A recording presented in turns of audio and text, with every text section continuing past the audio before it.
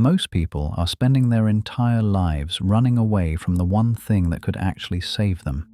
We have built a world that is obsessed with the elimination of discomfort. We track our sleep. We optimize our diets. We curate our social circles to avoid friction.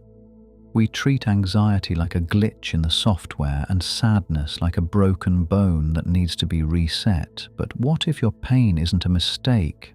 What if the very things you're trying to escape are the only tools capable of carving out a version of you that is actually worth being? We look at a person who is suffering and we offer them a way out. We offer them a pill or a distraction or a shallow platitude about how things will get better. But what if things aren't supposed to get better until you change? What if the suffering is the gift you have been rejecting because you were told that a good life is a comfortable life? Is it possible that your deepest identity is not found in your achievements or your happiness, but in the exact moments where you felt like you were falling apart? Why do we feel so empty, even when we have everything we thought we wanted? Why does the modern pursuit of ease leave us feeling so incredibly fragile? In this video, we are going to tear down the wall between who you are and what you fear. We are going to look at why your struggle is not an obstacle to your life, but the very substance of it. We are going to explore why the most resilient people on earth don't have less pain than you. They just have a different relationship with it. By the end of this talk, you will understand the one specific shift in perspective that turns raw agony into a meaningful foundation. You will see why the most successful and grounded people often credit their darkest hours as their greatest assets. We are going to move step by step through the psychology of the human spirit. We will look at why we break and, more importantly, what determines if we stay broken. This is not about motivation. This is about the hard truth of human endurance. Stick with me, because the clarity you are looking for only exists on the other side of the questions we are usually too afraid to ask. Think about the last time you felt truly overwhelmed. Maybe it was a breakup that made you feel like you didn't know who you were anymore. Maybe it was a career failure that made you question your entire worth as a person. In those moments, your brain sends out an emergency signal. It tells you that something is wrong. It tells you that you are under attack. Our natural instinct is to numb that signal.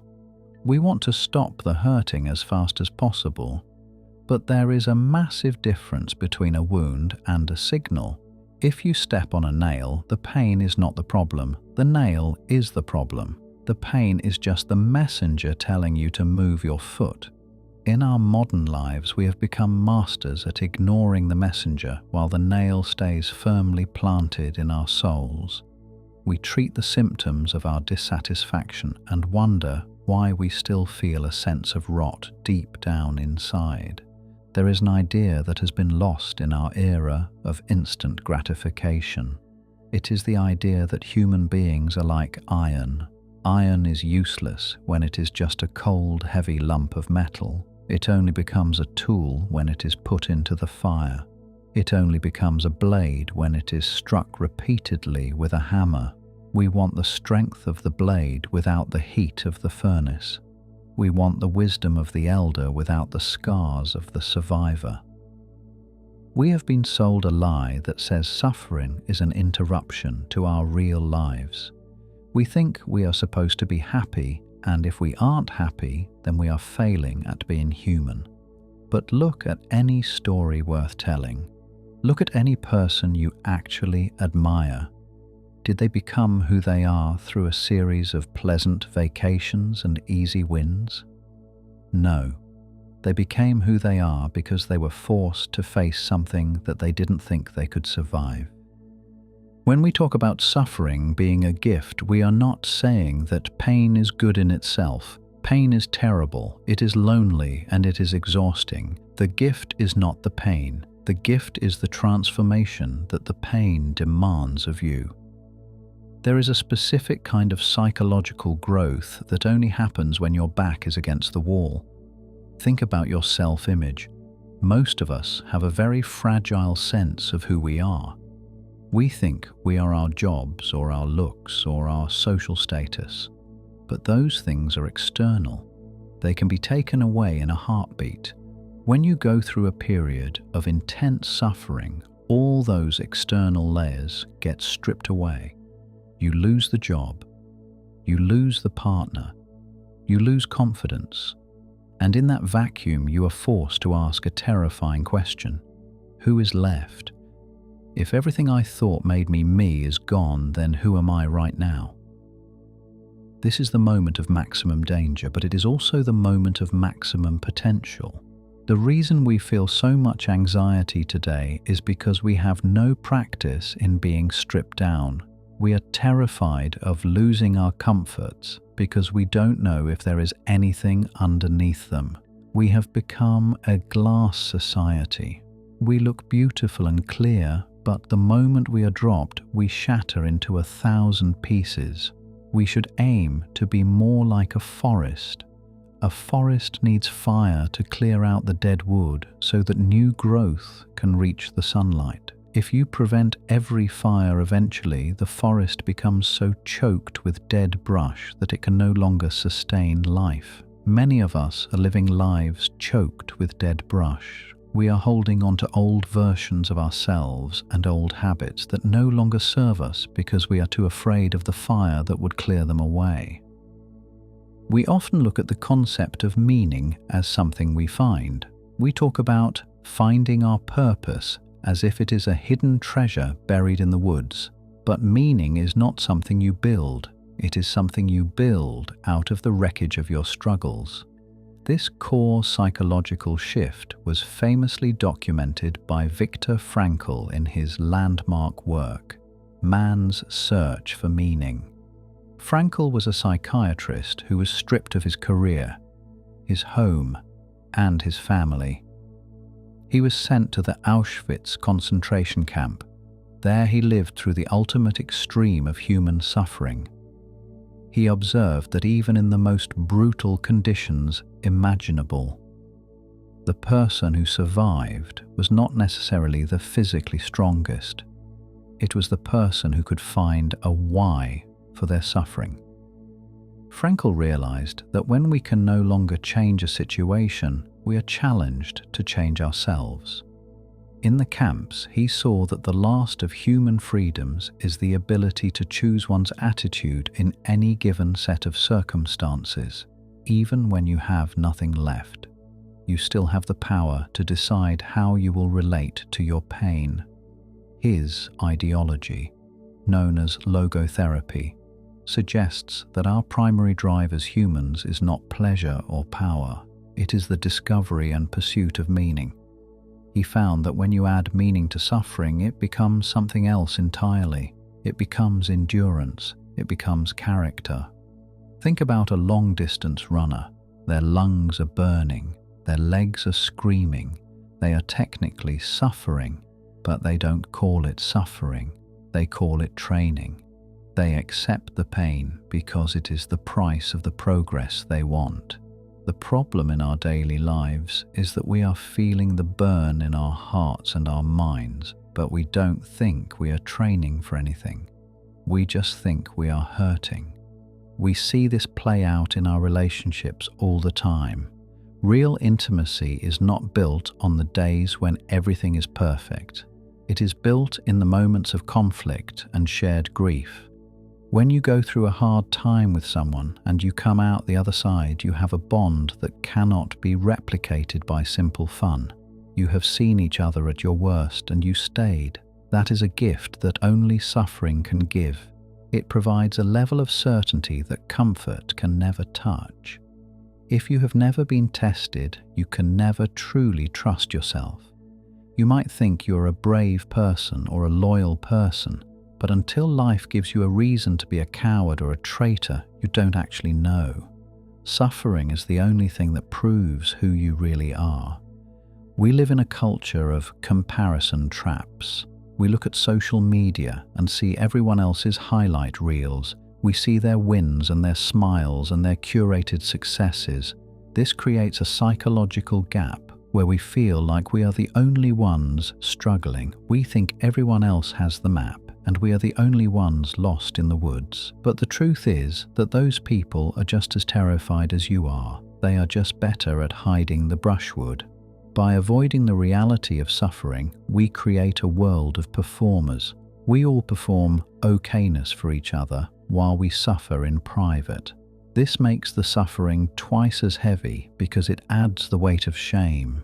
We feel ashamed that we aren't as happy as we think we should be. What if we stopped performing? What if we accepted that life is essentially a series of problems to be solved and that the solving of those problems is where our value comes from? Imagine a video game where there are no enemies and no obstacles. You just walk through a beautiful field for 40 hours. You would turn it off in 10 minutes. It would be boring. We need the tension. We need the resistance. The human brain is designed to solve problems. When we don't have big, meaningful problems to solve, we start inventing small, stupid ones. We get upset about the font on a menu or the way someone looked at us in traffic. We become petty when we lack a grand struggle. Suffering provides that grand struggle. It simplifies life. It narrows your focus down to what truly matters. It cuts through the noise of modern triviality and asks you what you are willing to fight for. Many of us are currently in a state of burnout. We feel like we have nothing left to give. We feel like we are running on empty. But burnout is often not the result of too much work. It is the result of too much work for no clear reason. It is the feeling that your efforts don't matter. When we look at suffering through the lens of burnout, we see it as an enemy. We think we need a vacation, but what we usually need is a mission. We need to know that the weight we are carrying is going somewhere. If I ask you to carry a 50-pound backpack across a room for no reason, you will be annoyed and tired. If I tell you that the backpack contains the medicine that will save your child, you will carry it across a mountain and you won't complain about the weight. The weight didn't change, the meaning did. This brings us back to the central question of identity. Who are you when the lights go out? Most of us spend our lives trying to build a version of ourselves that is bulletproof. We want to be so smart and so rich and so liked that nothing can hurt us. But that is an impossible goal. Life is designed to hurt you. It is designed to take things away. The goal should not be to be bulletproof. The goal should be to be anti-fragile. There are things that break under pressure. There are things that resist pressure, and then there are things that actually get better because of pressure, like a bone that becomes stronger after it heals a fracture, like a muscle that only grows by being torn down. You want to be the kind of person who uses the chaos of life to grow. How do we actually do that? It starts with a radical acceptance of our current state. We have to stop telling ourselves that we shouldn't be feeling what we are feeling. If you are grieving, let yourself grieve. If you are failing, let yourself feel the weight of that failure. Don't rush to the positive vibes only exit. There is information in your pain. There is data in your sadness. If you are lonely, it is because your soul is telling you that you need connection. If you are anxious, it is because you feel a threat to your security or your integrity.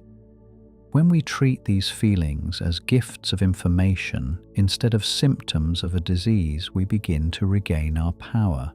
We stop being victims of our emotions and start being students of them. Consider the concept of post-traumatic growth. We all know about post-traumatic stress. We know how trauma can leave us scarred and fearful. But psychologists have also found that a huge percentage of people who experience trauma eventually report that they are better off because of it. They have better relationships.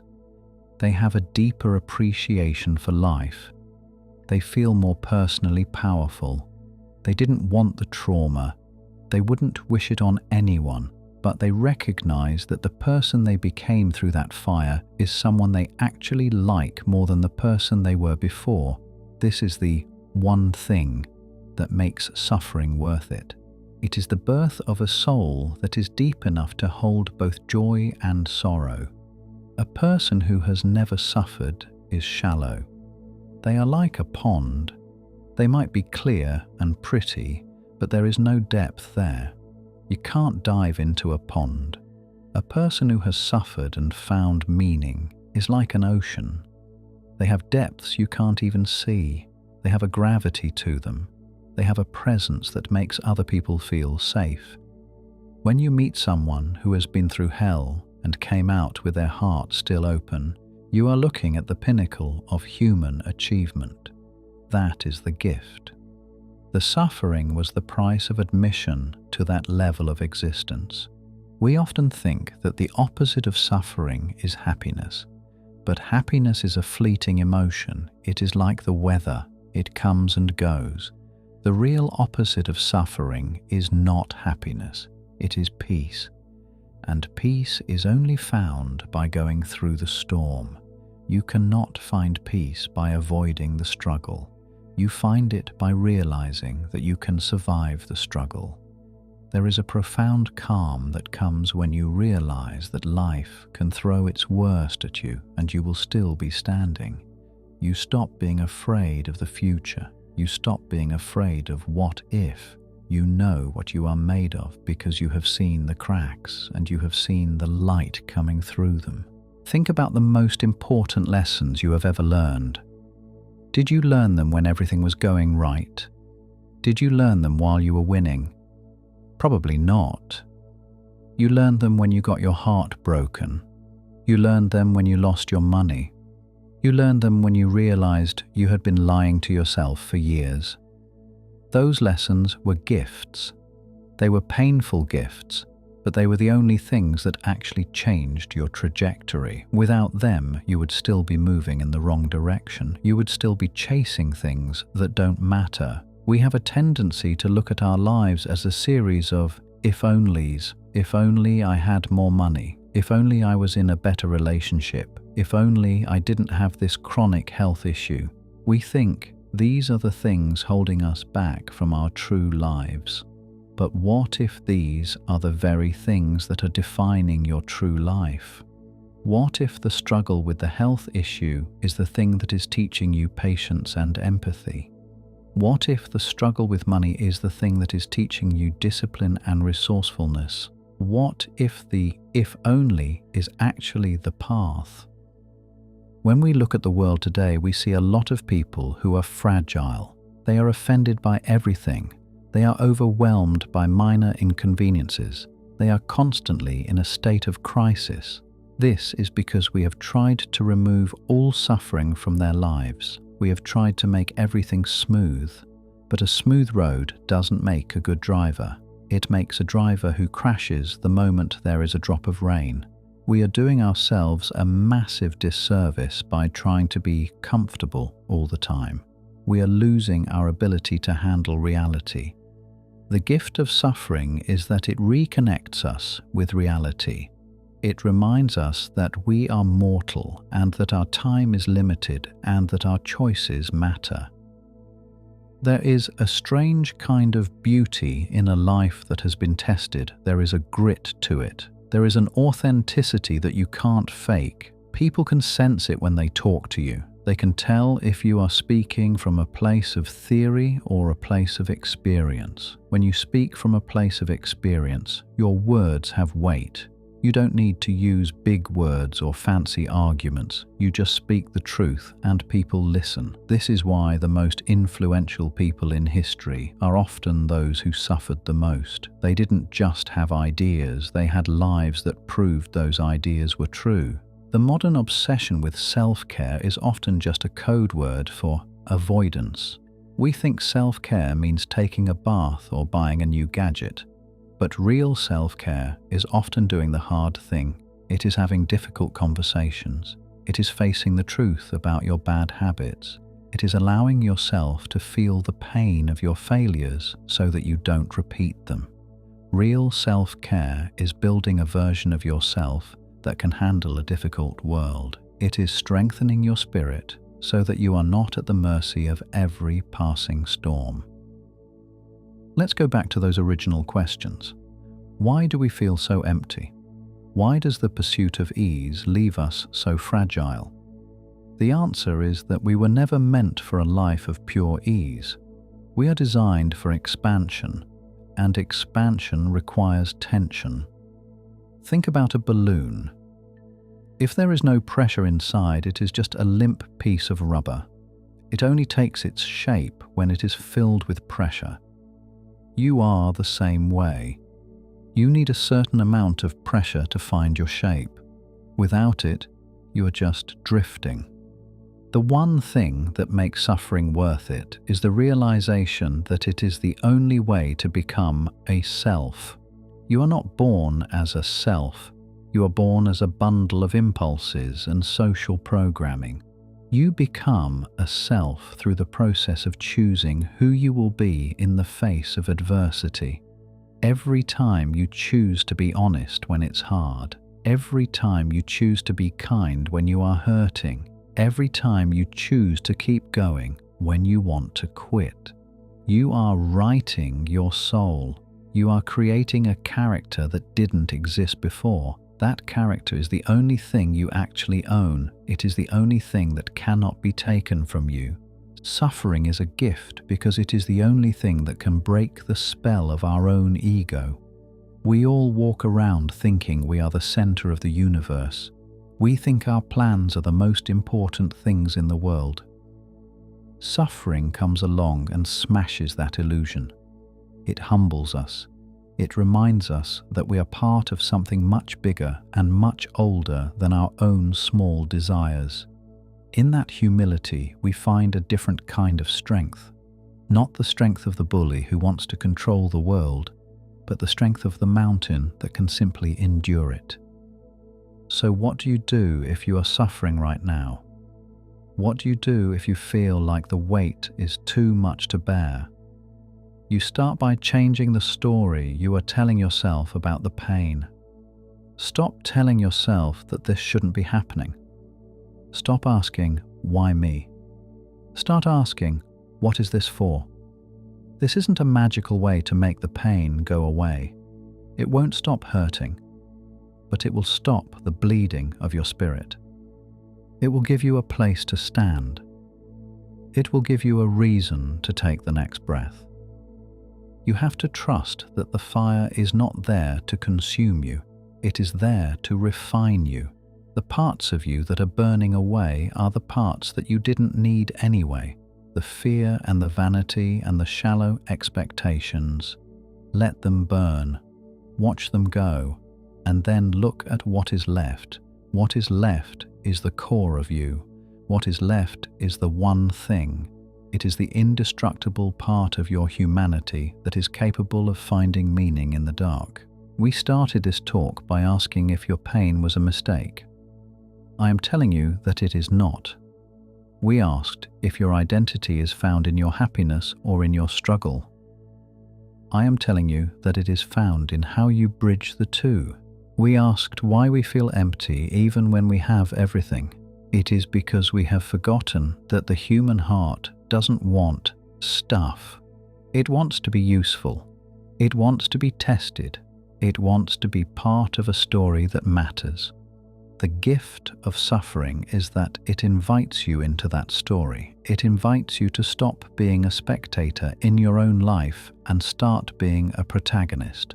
A protagonist is someone who struggles. A protagonist is someone who faces obstacles and is changed by them. If you had no suffering, you would have no story. You would just be a blank page. Reframe your perspective right now. Look at your biggest struggle. Don't try to fix it for a second. Just look at it, respect it, acknowledge that it is hard, and then ask yourself what kind of person this struggle is trying to create. Is it trying to make you more patient? Is it trying to make you more courageous? Is it trying to make you more honest? Whatever it is, lean into that. Stop fighting the process and start participating in it. The clarity you have been seeking doesn't come from a book or a video. It comes from the moment you decide that you are no longer a victim of your life. You are the architect of its meaning. The suffering is just the raw material. It is the stone you are given. You can complain that the stone is heavy and rough, or you can start carving. And if you keep carving, you will eventually find that there was a masterpiece hidden inside that stone all along. But you never would have seen it if the stone hadn't been there to begin with. The world will continue to be difficult. You will continue to face losses and disappointments. That is the contract of being alive. But you don't have to be afraid of it anymore. You can walk into the storm knowing that the storm has a purpose. You can accept the gift. You can be the iron in the fire. You can be the forest that grows back stronger after the burn. You can find the one thing that makes it all worth it. And that thing is the person you are becoming right now because you didn't give up.